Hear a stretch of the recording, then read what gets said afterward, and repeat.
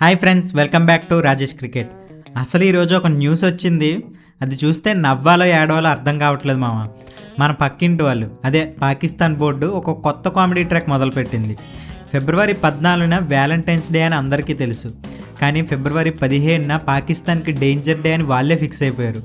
Pakistan government వాళ్ళ టీంకి permission ఇచ్చింది, వరల్డ్ కప్ ఆడండ్రా బాబు అని.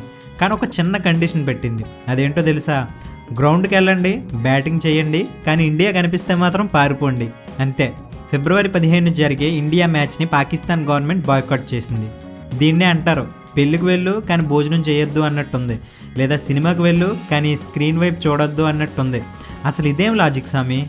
వరల్డ్ కప్ ఆడడానికి వస్తారంట, శ్రీలంకలో దిగుతారంట, నెదర్లాండ్స్ మీద ఆడతారంట, కానీ ఇండియా మ్యాచ్ మాత్రం ఆడరంట. అమ్మో మాకు భయం, అదే మాకు సాలిడారిటీ అని ప్లేట్ తిప్పేస్తున్నారు. అసలు వీళ్ళకి సడన్ ఐడియా ఎందుకు వచ్చింది? బంగ్లాదేశ్ మా ఫ్రెండ్, వాళ్ళకి అన్యాయం జరిగింది, అందుకే మేము ఇండియా మీద ఆడమని బిల్డప్ ఇస్తున్నారు. నిజం చెప్పమంటారా? నిన్న తిరువనంతపురంలో మన వాళ్ళు న్యూజిలాండ్ని చితక్ కొట్టి 271 రన్స్ కొట్టారు కదా. ఆ స్కోర్ బోర్డ్ చూసి పాకిస్తాన్కి జ్వరం వచ్చినట్టుంది. అమ్మో, ఇషాన్ కిషన్ ఆ ఫామ్లో ఉన్నాడు, ఇప్పుడు మనం వెళ్తే మన బౌలర్స్ని ఫుట్బాల్ ఆడేసుకుంటారు. అభిషేక్ శర్మ ఉన్నాడు, మన ప్రీమియం ఫాస్ట్ బౌలర్ని గ్రౌండ్ చుట్టూ మడత పెట్టి కొట్టేస్తాడు. దాని బదులు బాయ్కాట్ డ్రామా ఆడితే కనీసం ఇజ్జత్ అయినా మిగులుతుంది కదా అని ప్లాన్ వేసి ఉంటారు. సరే, ఇప్పుడు వాళ్ళు రాకపోతే మనకేంటి నష్టం? నాకైతే ఫుల్ ఖుష్. ఎందుకంటే వాళ్ళు రాకపోతే ఐసీసీ రూల్స్ ప్రకారం మనకి ఫ్రీగా 2 పాయింట్లు వచ్చేస్తాయి. కష్టపడకుండా, చెమట చిందించకుండా, బుమ్రా ఒక్క ఓవర్ వేయకుండానే గెలిచేస్తాం. థ్యాంక్ యూ పాకిస్తాన్, ఇలాంటి గిఫ్ట్ ఇచ్చినందుకు. కానీ పాపం బ్రాడ్కాస్టర్స్ పరిస్థితే ఘోరం. ఇండియా పాక్ మ్యాచ్ అని నమ్మి వేల కోట్లు పెట్టారు. ఇప్పుడు పాకిస్తాన్ హ్యాండ్ ఇస్తే వాళ్ళు ఊరుకుంటారా?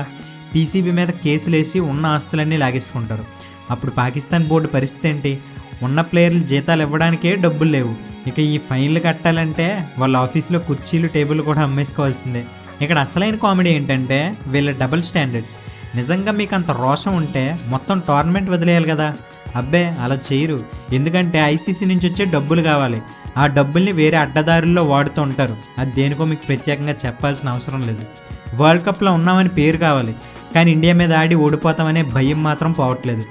దీన్నే మన వాడుక భాషలో తినడానికి తినలేదు కానీ మేసాలకు సంపెంగ నూనె అంటారు.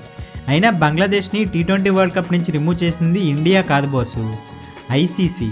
ఐసీసీ అంటే అన్ని దేశాలకి సంబంధించింది. కానీ మీరెందుకు ఓన్లీ ఇండియా మీదే మ్యాచ్ని బాయ్కాట్ చేస్తారంటున్నారు? అర్థమైందిలే, పర్లేదు. కొంచెం డైపర్స్ లాంటివి ఏమన్నా ఉంటే వేసుకొని రండి.